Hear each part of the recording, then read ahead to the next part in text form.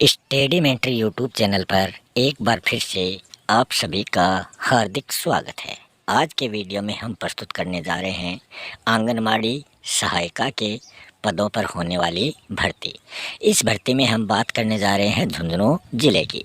झुंझुनू ज़िले की जो आंगनबाड़ी हैं उनमें सहायिका के कितने पद खाली हैं, फॉर्म कब भरे जाएंगे, कब फॉर्म की लास्ट डेट है, कौन कौन ये फॉर्म भर सकता है, फॉर्म की क्या फ़ीस रहने वाली है, वो सब कुछ हम आज के वीडियो में आपको बताने जा रहे हैं। सबसे पहले आपको क्या करना है, अगर इस यूट्यूब चैनल पर नए हैं तो सबसे पहले स्टडीमेंट्री यूट्यूब चैनल को सब्सक्राइब ज़रूर कर लें। फिर हम शुरू करने जा रहे हैं आज के वीडियो में। तो हम बता दें कि यहाँ बात हो रही है झुंझुनू ज़िले की। तो इसमें कार्यालय उपनिदेशक महिला एवं बाल विकास विभाग झुंझुनू, क्रमांक है 12992, विज्ञप्ति संख्या है 01/2024।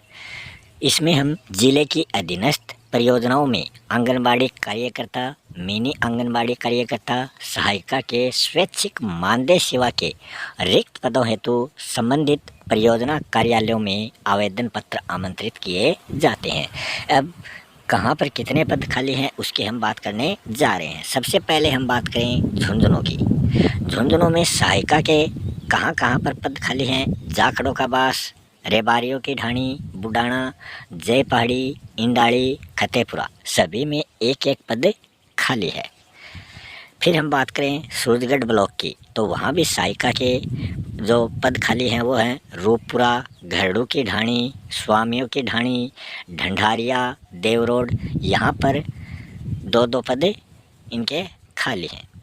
फिर हम आगे बात करें, यहाँ पर 2 पद खाली हैं, सभी में 2-2 नहीं बल्कि कुल 2 पद खाली हैं। फिर हम बात करें बुहाना ब्लॉक की, तो यहाँ सहायिका के जो पद खाली हैं वो हैं ढाणी, बराला, सांवल की ढाणी, लाडी का बास, यहाँ पर भी सहायिका के पद खाली हैं। फिर हम आगे बात करें तो इसमें उदयपुरवाटी ब्लॉक में हम चलते हैं। उदयपुरवाटी ब्लॉक में हम देखें, उदयपुरवाटी ब्लॉक की हम बात करें तो इसमें सहायिका के पद हैं भोड़की, शोराणी बालाजी, नांगल, बाटावाली ढाणी, देवी सिंह पाला, ककराना, उदयपुरवाटी, यहाँ पर सहायिका के पद खाली हैं, तो आप यहाँ से फॉर्म भर सकते हैं।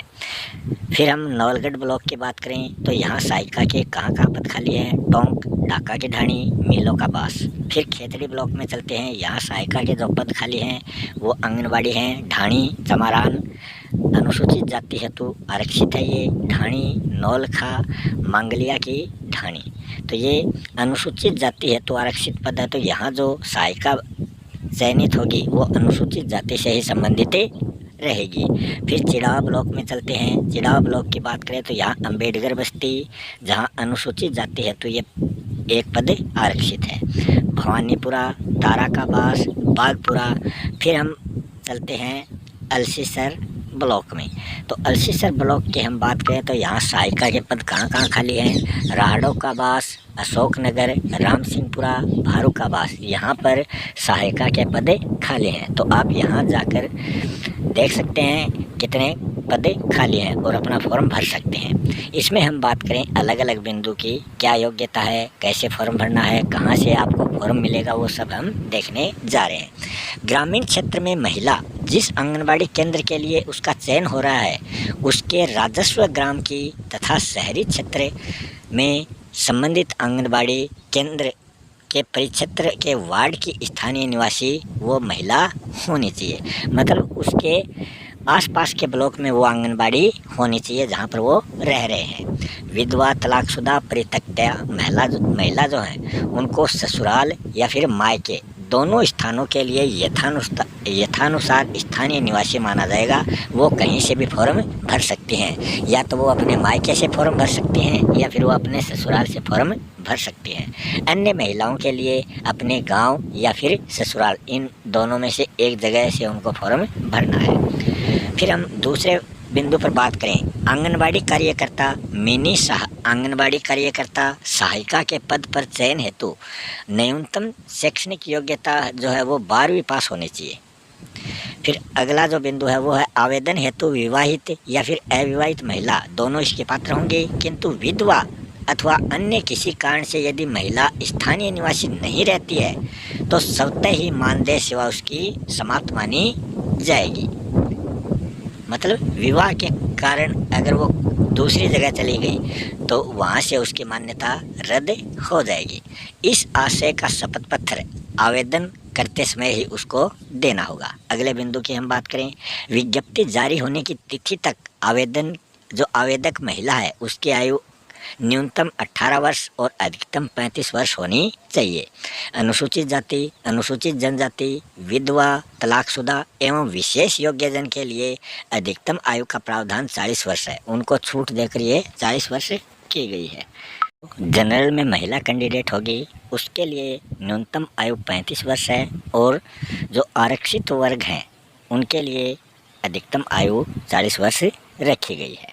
अगले बिंदु की हम बात करें, आवेदनकर्ता महिला के घर में शौचालय होने एवं उसका नियमित उपयोग किए जाने संबंधी घोषणा आवेदन पत्र में उसको किया जाना आवश्यक है।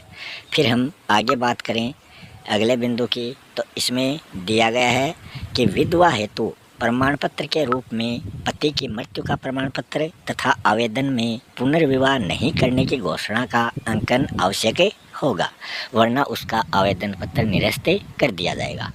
तलाकशुदा की स्थिति में सक्षम न्यायालय में जारी डिक्री या आदेश की प्रति तथा आवेदन में पुनर्विवाह नहीं करने की घोषणा का अंकन उसको करना होगा।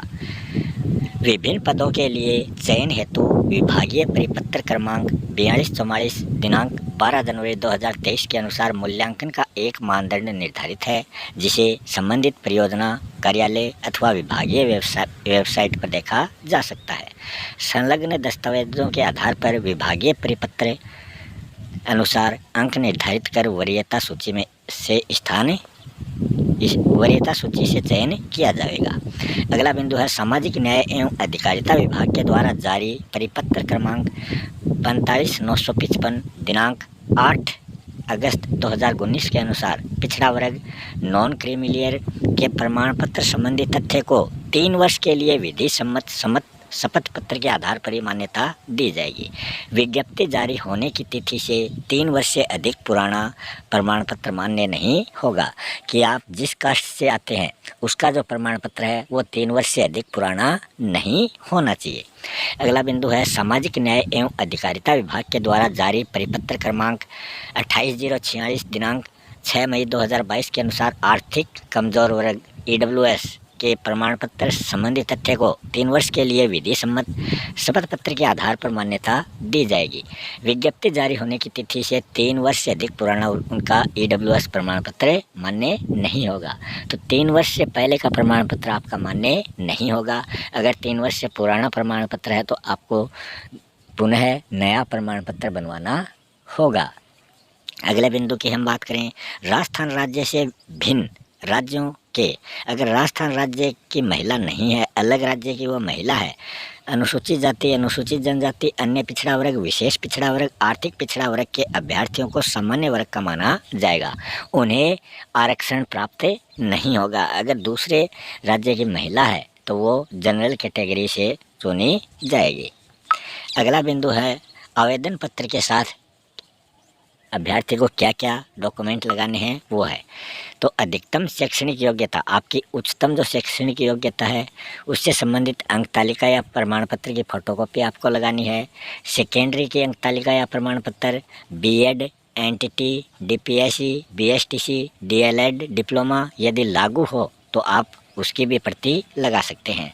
मतदाता पहचान पत्र, राशन कार्ड, आधार कार्ड, जनाधार कार्ड, मूल निवास प्रमाण पत्र, अनुसूचित जाति, अनुसूचित जनजाति, पिछड़ा वर्ग, विशेष पिछड़ा वर्ग, आर्थिक पिछड़ा वर्ग, अल्पसंख्यक वर्ग, दिव्यांग जन होने का प्रमाण पत्र यदि लागू हो तो उनकी भी प्रति आपको लगानी है। आंगनबाड़ी कार्यकर्ता, मिनी आंगनबाड़ी कार्यकर्ता, शिशु पालना गृह कार्यकर्ता, सहायिका, आशा सहयोगिनी, साथिन के रूप में 1 वर्ष का कार्यानुभव प्रमाण पत्र यदि लागू हो तो वो भी आपको लगाना है। एएनएम, जीएनएम, आयुर्वेद, नर्सिंग के प्रशिक्षण का प्रमाण पत्र यदि लागू हो तो वो भी आप लगा सकते हैं।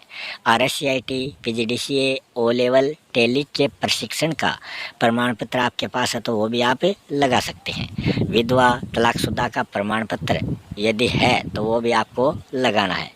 आदि दस्तावेजों की स्वप्रमाणित प्रति मतलब अपने खुद के अटेस्टेड हस्ताक्षर सहित आपको आवेदन फॉर्म के साथ लगानी है।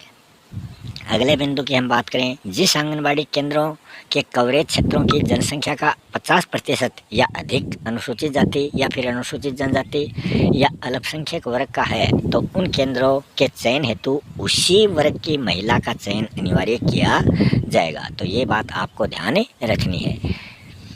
कवरेज क्षेत्र में जनसंख्या की गणना मुख्यतया आंगनबाड़ी सर्वे रजिस्टर के आधार पर ही की जाएगी। अगला बिंदु है, आवेदन फॉर्म संबंधित बाल विकास परियोजना अधिकारी कार्यालय से निःशुल्क प्राप्त कर सकते हैं। तो आपको ये फॉर्म फ्री में मिलेगा। कहाँ पर? बाल विकास परियोजना अधिकारी कार्यालय में। योग्य अभ्यर्थी अपना पूरा भरा हुआ आवेदन पत्र मय दस्तावेज 2 प्रतियों से संबंधित बाल विकास परियोजना अधिकारी कार्यालय में खुद जाकर 8 अप्रैल 2024 को शाम 5 बजे तक वो फॉर्म जमा करवा सकता है। अधो हस्ताक्षरकर्ता के कार्यालय में भेजे जाने वाले आवेदन पत्र स्वीकार नहीं किए जाएंगे। मतलब इसी कार्यालय में जाकर आपको फॉर्म जमा कराना है। ये नहीं कि जहाँ जिसके हस्ताक्षर हैं उनके मकान पर या उनके ऑफिस में आप चले गए तो वहाँ वो फॉर्म जमा हो जाएगा। अगला बिंदु है, आवेदनकर्ता द्वारा आवेदन जमा करवाए जाने के पश्चात किसी भी प्रकार की कमी पूर्ति हेतु संलग्न किए जाने से वंचित दस्तावेजों को प्रार्थना पत्र के साथ संलग्न करें। विज्ञप्ति में वर्णित आवेदन जमा करवाए जाने के अंतिम तिथि तक आवेदन पत्र में शामिल करवाया जा सकेगा, परंतु अंतिम तिथि के बाद किसी भी प्रकार के दस्तावेज को शामिल नहीं किया जाएगा। अगला बिंदु है, इस संबंध में विस्तृत जानकारी उप निदेशक कार्यालय, संबंधित बाल विकास परियोजना अधिकारी कार्यालय तथा विभागीय वेबसाइट wcd.rajasthan.government.in पर उपलब्ध कार्यकर्ता, मिनी कार्यकर्ता, सहायिका चयन संबंधी विभागीय परिपत्र क्रमांक 4244 दिनांक 12 जनवरी 2023 तथा परिपत्र क्रमांक 57,871 58,286 दिनांक 1 मार्च 2024 से प्राप्त की जा सकती है। सभी आवेदक आवेदन पत्र की प्राप्ति रसीद अवश्य प्राप्त कर लें। तो ये भी आपको याद रखना, आप फॉर्म जमा करवाएंगे तो वहाँ आपको एक स्लिप दी जाएगी, तो वो भी आपको अपने पास रखनी है। फिर इसमें नीचे कुछ बिंदु दे रखे हैं जो आप देख सकते हैं, और अगर आप इच्छुक हैं आंगनबाड़ी में कार्य करने के लिए तो आप ये फॉर्म ज़रूर लगाएं। इसी के साथ हम आपसे विदा लेते हैं। मिलते हैं नेक्स्ट वीडियो में किसी नए टॉपिक के साथ। तब तक के लिए जय हिंद, जय भारत।